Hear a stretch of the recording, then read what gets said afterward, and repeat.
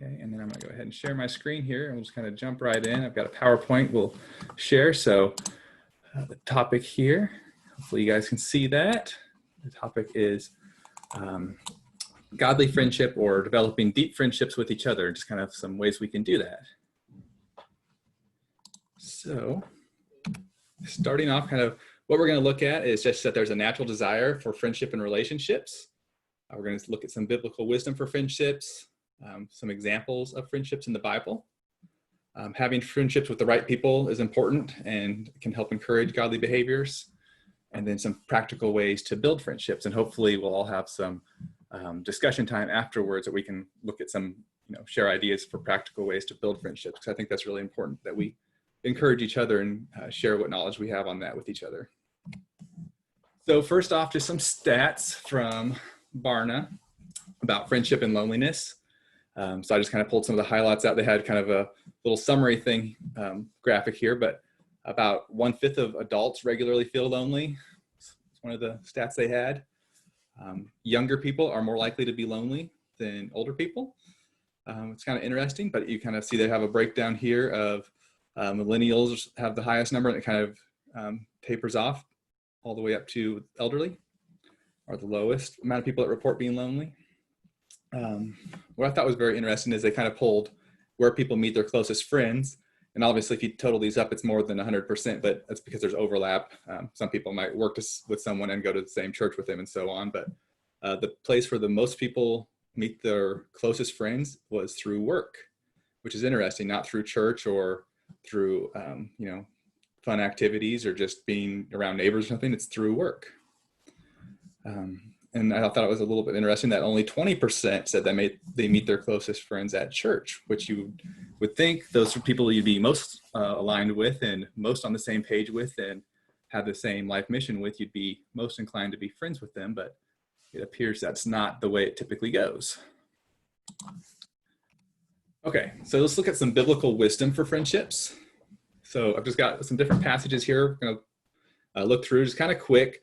Like I said, I want to kind of go through all the passages a little bit quickly and then just allow more time for discussion and people to share their thoughts and ideas for how to build friendships. So this is from the New American Standard, all these passages that I've got today. So let's look at Proverbs to start with, chapter 12, 26. Says, the righteous is a guide to his neighbor, or the word could be friend there, but the way of the wicked leads them astray. Proverbs 13:20. He who walks with wise men will be wise, but the companion of fools will suffer harm. And these are just a couple quick proverbs, but I think what they kind of help to show is that friendship is an important part of life, and those that we choose to be companions with will most likely affect us in either a positive or a negative way. The wise thing that we can do is to select godly people that are going to be in our lives with us, our companions, our neighbors, our friends. Those that we're going to share life with. Proverbs 18:24 I find interesting. It says, a man with too many friends comes to ruin, but there's a friend who sticks closer than a brother. And this one I just kind of, it's popped up in my mind a lot over the years, that, there's people that have a lot of friends that aren't real close friends, kind of like these fake surfacey friendships, but it says there's a friend that sticks closer than a brother. And a lot of times your brother, your close family are the people that you're, with their whole life. And no matter what's going on, no matter how tough things get, those are the people that have got your back. But this says that there's a friend that can be even closer than a brother.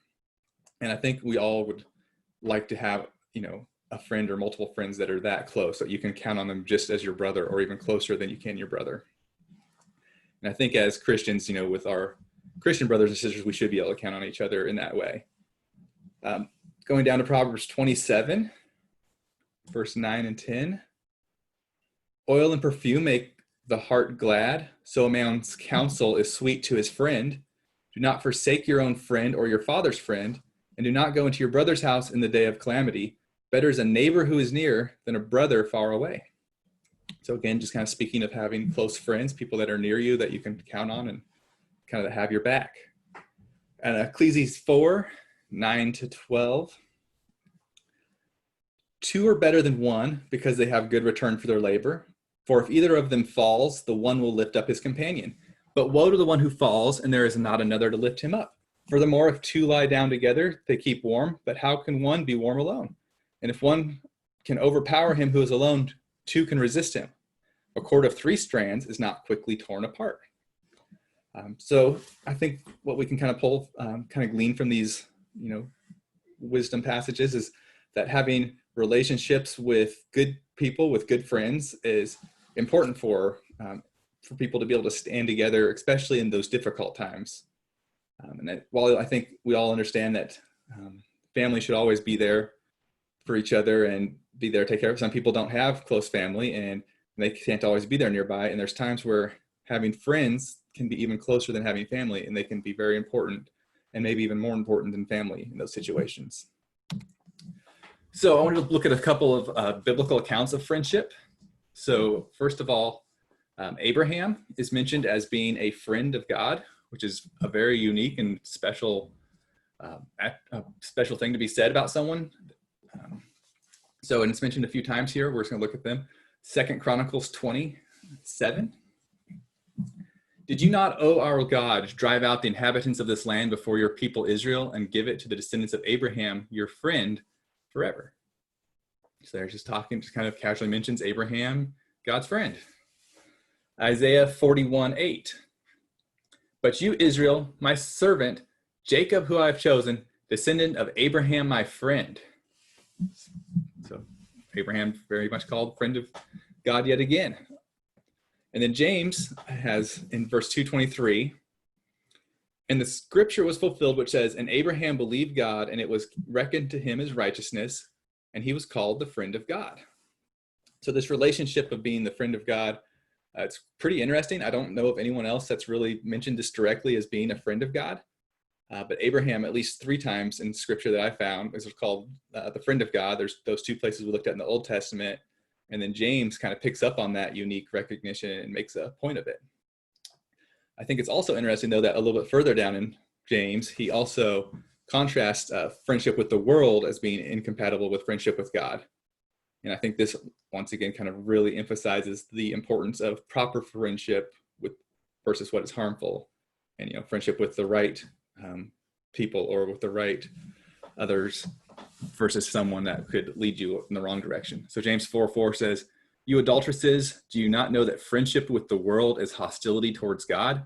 Therefore, whoever wishes to be a friend of the world makes himself an enemy of God. So we need to be careful with who we make our friends with. And if we're going to make friends with the world, kind of being which is not of God, or if we're going to be friends with God and his ways and his people. Okay, another really cool count of friendship that we can read about is Jonathan and David. This is a really cool one.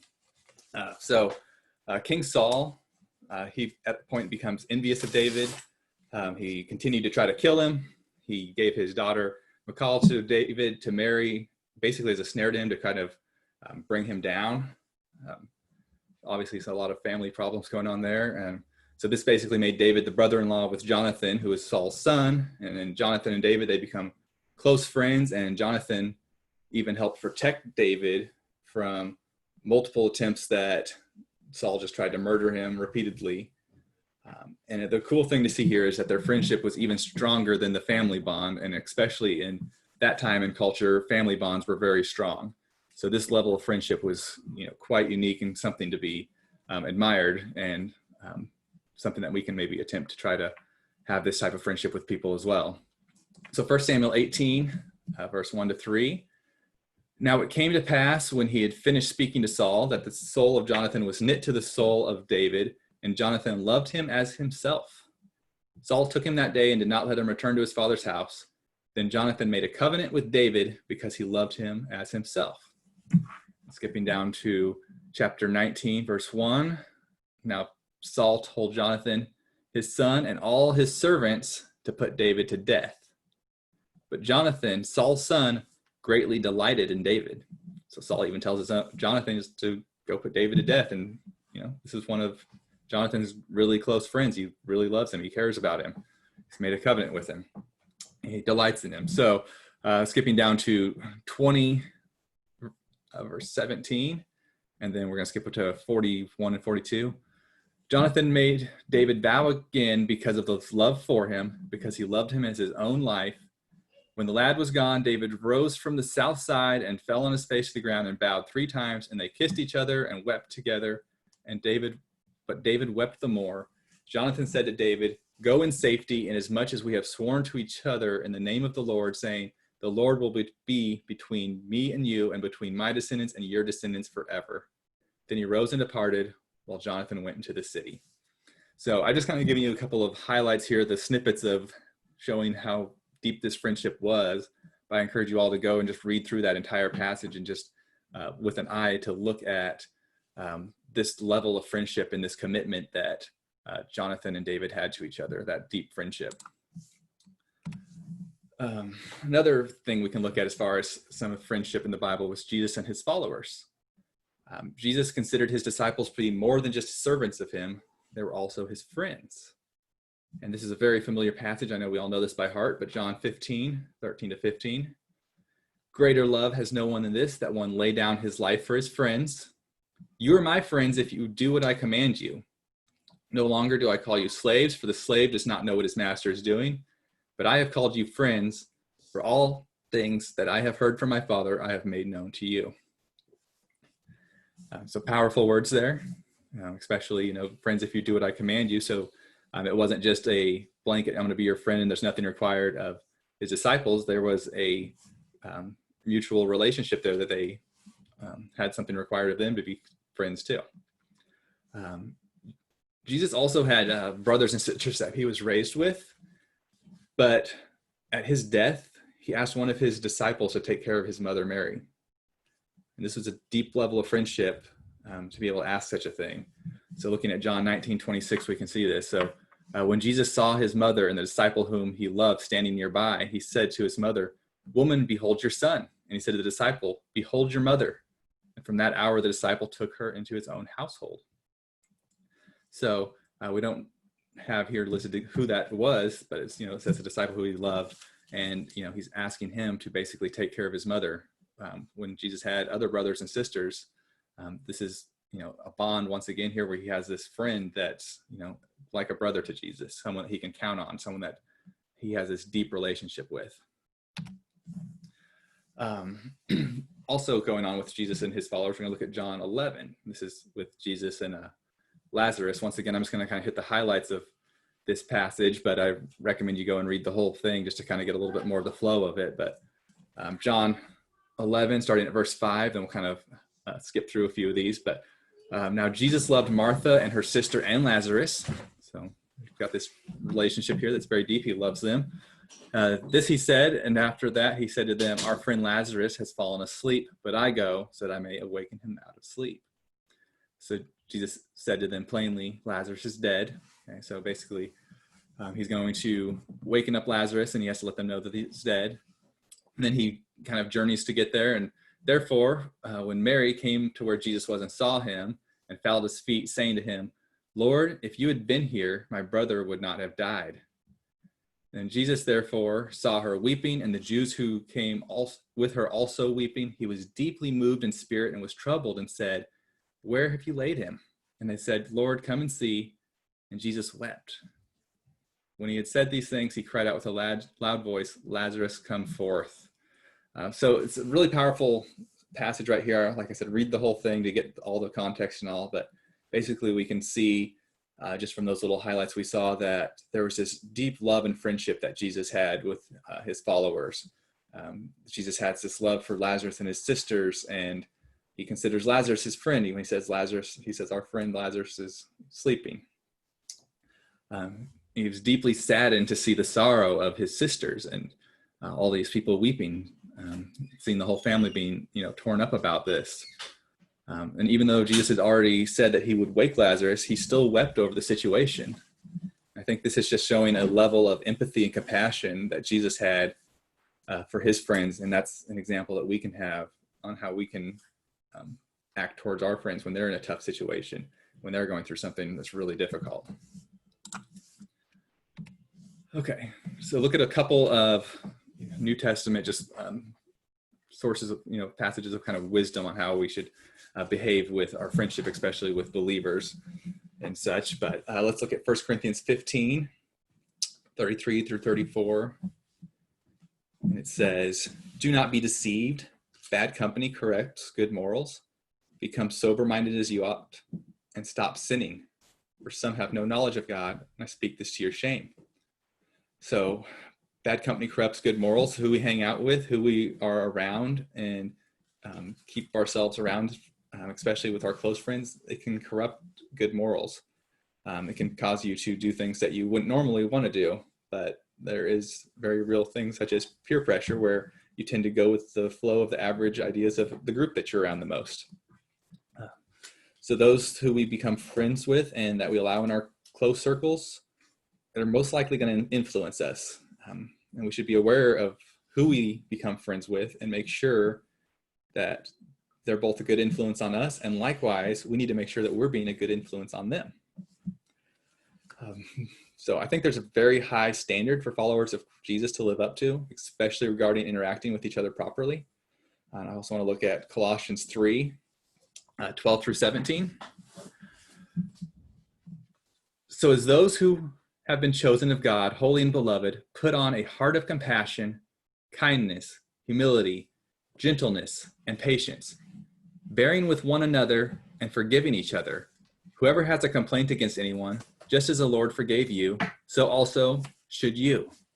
Beyond all these things, put on love, which is the perfect bond of unity. Let the peace of Christ rule in your hearts, to which indeed you were called in one body, and be thankful.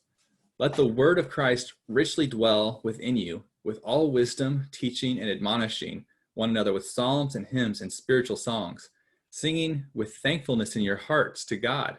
Whatever you do in word or deed, do all in the name of the Lord Jesus, giving thanks through him to God the Father."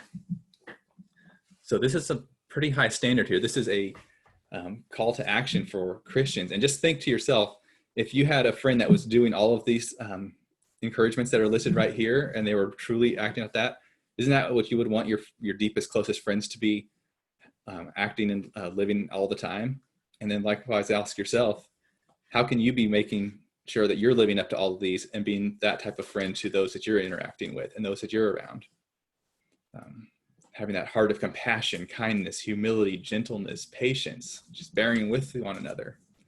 This is some deep stuff. This is stuff that if we can really work on and slowly get better at as throughout our Christian lives, the friendships that we will be able to have and the way we'll be able to influence other people in a godly way will be just amped up that much more, just brought up to that next level. And I don't think there's any person that's going to perfectly do all these things all the time, but we're all on a journey of seeking to become closer to Jesus and following him more perfectly every day. So we kind of have the target out ahead of us. It's, sometimes it doesn't maybe seem reachable right away, but keep working on it and we can get there. And I think having the friends that can help spur each other on to these type of things, to hold each other accountable and to push each other towards these things will really be powerful.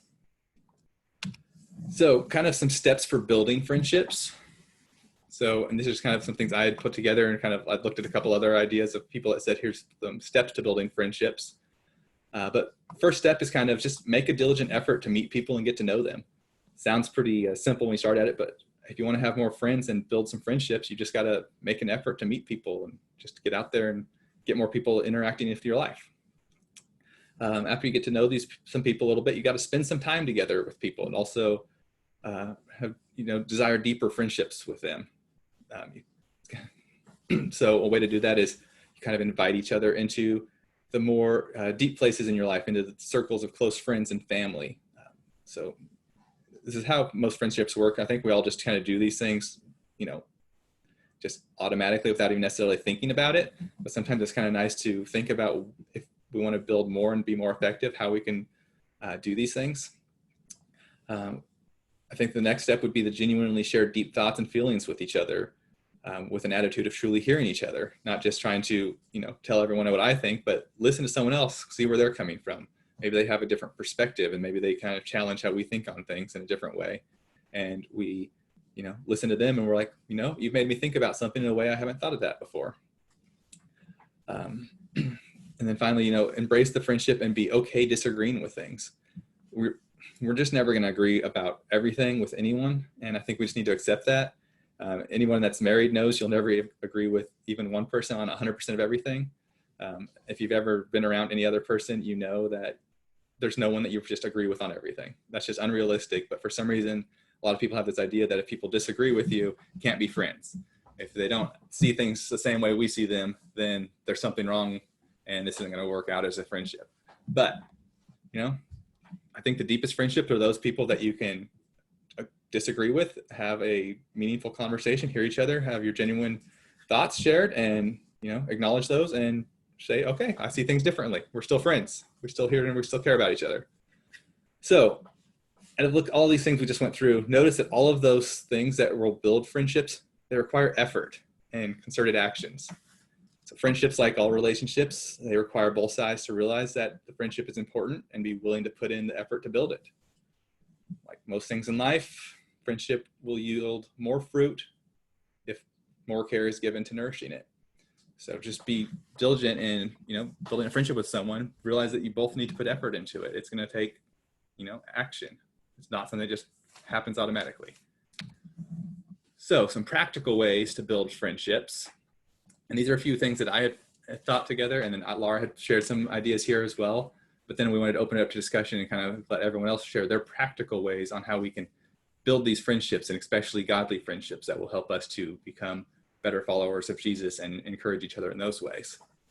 So first of all, just start by choosing to put some effort into building friendships. It's something we have to just say, I want to have friendships. I want to think this is important. It's something in my life that I want to, have more of. Let's put some effort into it. Let's, decide how things are going to go and start making some action plans. We need to use discernment in choosing people to enter friendship relationships with. So some things, those that you have things in common with or you have a shared vision with, it's always a good idea. People that can hold each other mutually accountable to godly behaviors.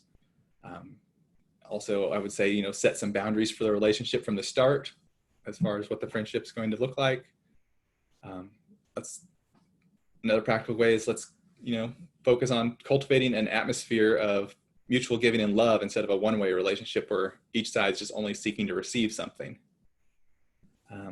Share life together, including activities whenever possible, and frequent open communication about what you experience in life, just what's going on, what's happening. And, if you can find a way to get together and just do something fun just to hang out, it's a great way to just kind of build that deeper camaraderie and just that friendship that comes from that.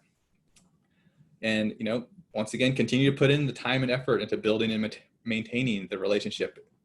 Sometimes you're great friends with somebody, and without, continue to put that time and effort in, you can kind of slowly drift apart. And then after a while, you just look back and say, why did we even stop hanging out? We're not even friends anymore. So it's going to take a, continued effort to make that happen. So I'm going to stop sharing the screen here, and then we'll kind of open it up for discussion, conversation. If anyone has something they want to share as far as how to be friends with someone, tips they found to be successful, and then, just really some practical ways on how we can build deeper friendships, and, maybe some ideas for those of us in this fellowship being, for the most part, remote and not living in the same area. How can we, build some deeper friendships with each other and really have those deep, inspiring relationships that will help us to grow in our walk with the Lord. So if anyone wants to chime in, you can either raise your hand or just jump in. Or Jackson. I never have the raised hand option, so might as well do it when it's free. Thanks, Kenny. It's good. It's good. Share. It was great reading a lot of those verses, because usually, like for instance in Proverbs, you'll kind of just read the verses about friends in passing without really deeply thinking about, what does God teach about friendship, right? And so it was cool to have that put together. And it reminded me of one of my favorite verses in 2 Timothy chapter 2, verse 22. It says, so flee youthful passions and diligently pursue righteousness, faithfulness, love, peace with those who call on the Lord out of a pure heart. And I was thinking about that as like a requisite for, choosing who you spend time with. And so I was just curious and probably start thinking a little bit deeper on that, because, what is the definition of somebody who calls on the Lord out of a pure heart, right? Like typically we think we can't know other people's hearts, I guess, but God knows the heart, man looks on the outside, Samuel times, but I think at the same time, there's that, a tree by its fruit kind of thing, where we can see what's inside people by what they do and what they say. So anyway, that was just really interesting. And then the other thing that I thought was worth sharing is that at the end there, when you shared how friendship is like needs to have a mutual giving thing, I was thinking while you were talking about that my tendency usually is to, and I think it's like there's a spectrum amongst people, right? Where there's some people that are very comfortable asking for things and never think to be a giver. And then there's people that are very comfortable giving, but are uncomfortable asking, right? And I tend to swing in that segment depending on the closeness of the relationship. And I think it can end up being a hindrance to deepening relationships, because I find myself in situations where somebody I'm not really close to, I won't want to ask them to pray for me, or I won't want to ask them to, whatever it is, right? And so that's something too that I think is interesting to point out, that depending on where you fall on the spectrum of whatever, it's going to be a different picture for how to foster that mutual giving based on what's more uncomfortable for you, right? So that's all. Yeah, thanks for sharing, Jackson. And yeah, I think it's hopefully it's a give and take two-way street with friendship, although it doesn't always have to be 100, 50-50. Everyone's giving. They're like different times in life. Some people are going to need more, and other times they'll be able to give more. But the idea of the relationship should be that we're all there for each other with our friends, that if someone needs something, they should be able to come to us and we should be able to go to them, whatever that time is. So let's see. Anyone who else has something they wanted to share? Lisa, looks like got your hand up. Okay, good. Well, I just, it really was kind of shocking, and, stood out to me what you were saying about 20%, only 20% of people saying that, their friends were from the church that they go to. However, I have gone to churches before more than once, and for an extended period of time, and not had a friend, basically not really come out of that with a friend, or experience really developing a friend in that. So I know from experience that it's the case. And one thing that I've had several people tell me, older people say, if you have in your lifetime enough good friends that you could count on one hand, really, really close friends that are like that verse that you talked about, saying, the friend who sticks closer than a brother, you're a very blessed person. And I think maybe that's true, but it seems like in the body of Christ, that ought not to be the case. It ought to be that, we experience a lot more of that than that. So those were just some thoughts that I had. Yeah, thanks for sharing. Yeah, you said, you had that experience of going to churches and not having a friend, but yeah, you're not alone. If it's, only 20% of people are finding their close friends in church, it's the vast majority are not finding their close friends in church, which is very sad, because those should be the people that we're closest with, or should basically be like family. And, and we've got a little bit more of a challenge being distanced from each other, but, it's not a challenge unique to just being distanced from people. People that live in the same neighborhoods have the same troubles. Yeah, that puts an interesting thought. Sorry, John, go ahead. But just to add to that real quick, years ago, we were involved in a church here, and there was it wasn't Franklin Graham, it was his son. I can't remember his name off the top of my head. Will Graham did a crusade here in our town, and a lot of the churches in the town were participating in helping to put this thing on. And the churches that were participating would have a few volunteers from the church to help with the conference and promoting the conference in the church and that kind of stuff. And so I was a part of the group from our church that was doing that. And so because of that, I got to go to this orientation session.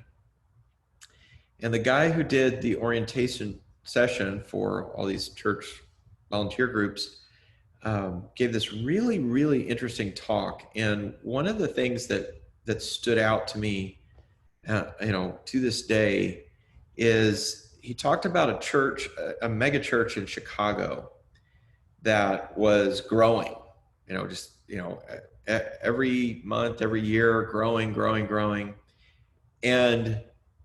But this church was so big that they were still growing, and yet they were losing 500 people a month.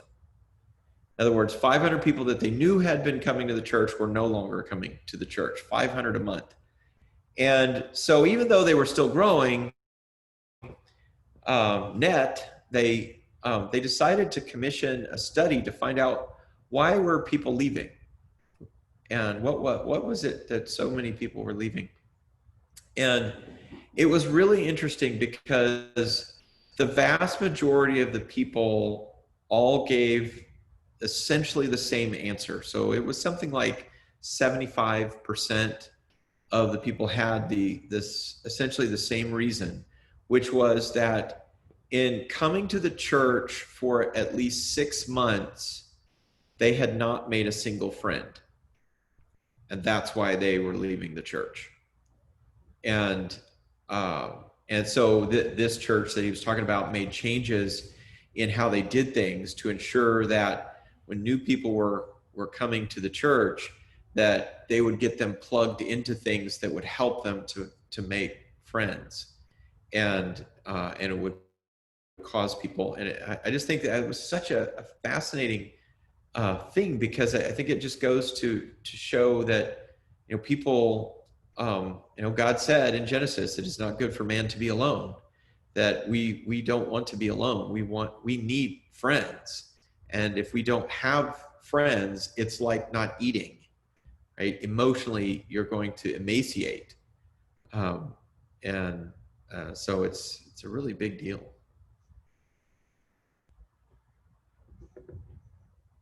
Yeah, that it is. It's a big deal. I think it's something that's, not focused on as much as it should be. So I think it's something we all probably want to make a diligent effort to work on more and more as we go through life. I think, see a couple hands up. I think Dean, you're next, and then we'll go to Sean. I've got about 3 things on my mind that came up.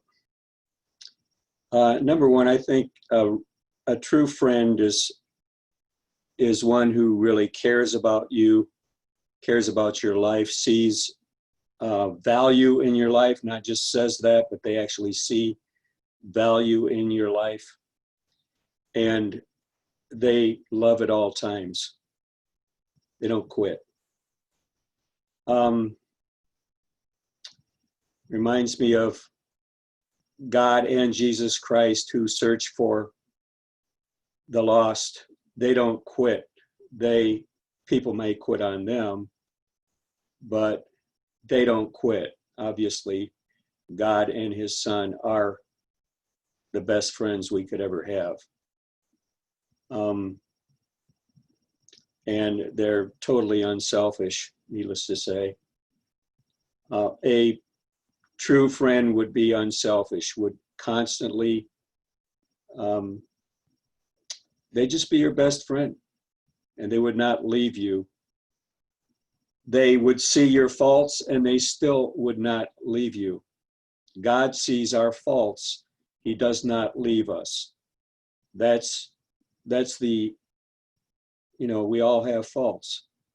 The person that says he doesn't have faults is a liar. Let's face it. We all have faults. God does not leave us. Jesus Christ does not leave us. We might leave them but they don't leave us.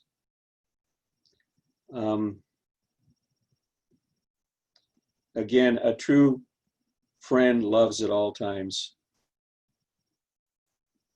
They will speak the truth to you, but they'll speak it in love. They'll empathize with you. They'll help you. They won't just lay something on you and walk away. That's a true friend. Thanks, Dean. Yeah, we definitely have a good example of a friend with our Lord Jesus Christ, our big brother. He's the one that we can look to as, you know, the perfect one, and we all can, to a lesser degree, try to emulate him, but hopefully we'll all get there more and more each day. So go ahead, Sean, if you're ready. So I think you hit the nail right on the head when you said building friendships and relationships with people takes effort, takes a lot of effort, especially the older you get. I know for me, the older that I get, building the kind of friendships that Dean was talking about becomes ever more difficult. And I think do I really want to, or should I even put in the effort to try and build those kind of friendships or relationships with people? And who do I trust in my inner circle for that? If you've been burned before, it's, you know, kind of difficult, but it indeed takes effort, on both parts, on the from the side of both people. And I have attended a mega church where very large church, where still felt like I was by myself and didn't have a friend. But I don't blame it on the church. I blame it partly on myself, because there were things and Berea was always doing something you can get involved with. They wanted everybody involved. The church was about the body, and everybody had a special gift that they could give to the body.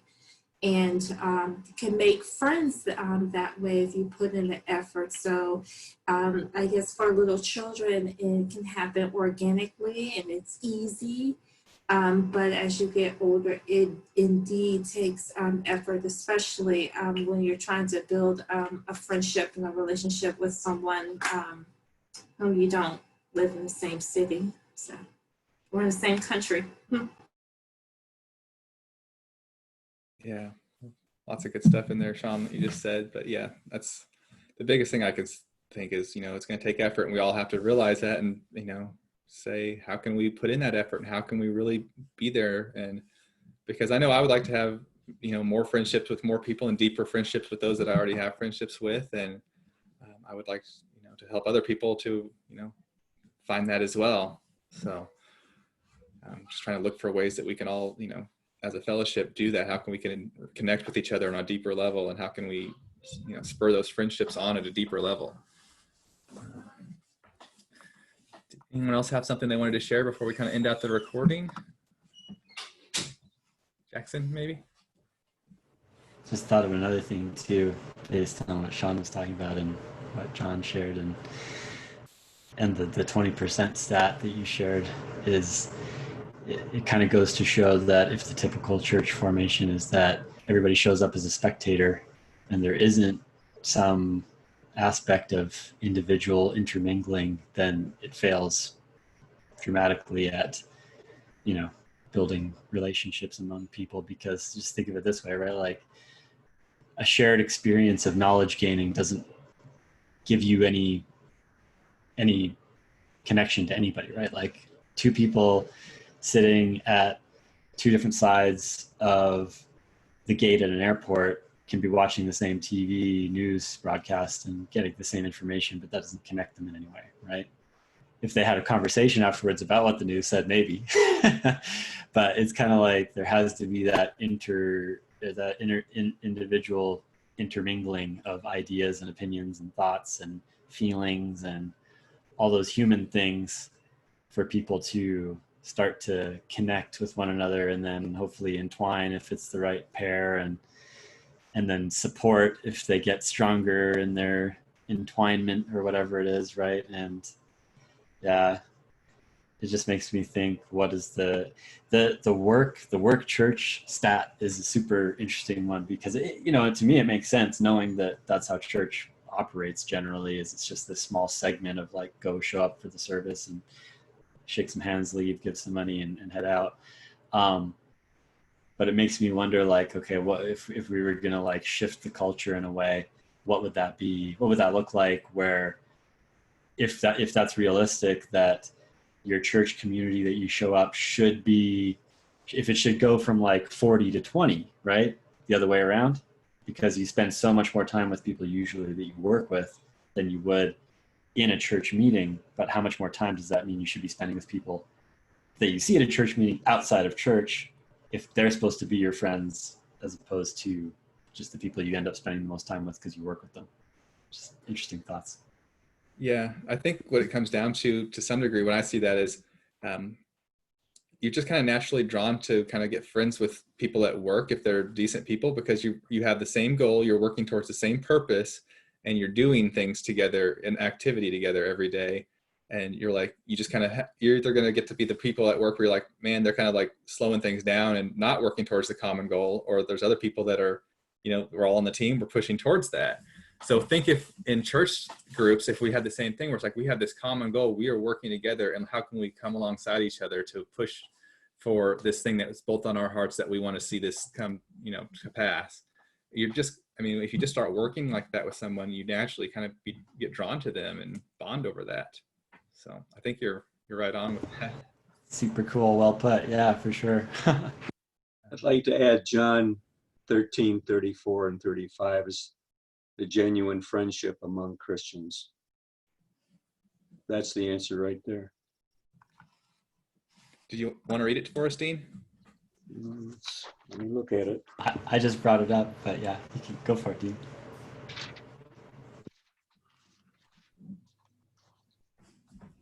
New commandment I give to you, that you love one another, just as I have loved you. You also are to love one another. By this, all people will know that you are my disciples, if you have love for one another. Good stuff. I think that's really the answer right there. That was the funniest thing, Dean. It was like you slammed your Bible in like the Bible mic drop way. All right. Now, I think that's really the answer right there. It's something to work towards. You have to genuinely love one another. That's just it. Yep, love is always the key. I think of my big brother, who really was my protector after my mom died. And he was a true big brother, He actually loved me. He helped me out when I had problems, and he was right there. He was always there. When I got in a car accident, when I was hit from behind, walking down the street at night, didn't even hear the car coming, and I had blood running from my head. I had 50 stitches in my head. He was the one that came and stayed with me all night in emergency. That was Roger, my big brother. He really loved me. He cared about me. See, that's real love right there. Yep. Love a lot of times is not just a feeling, but it's an action. It's doing the right. It's an action. You can have a feeling, sure, but it's definitely an action.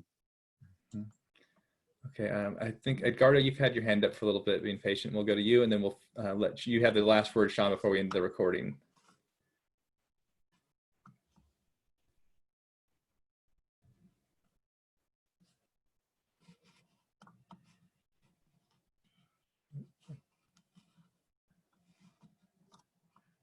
Can you hear us, Edgardo? Edgardo, you're muted if you wanted to share something.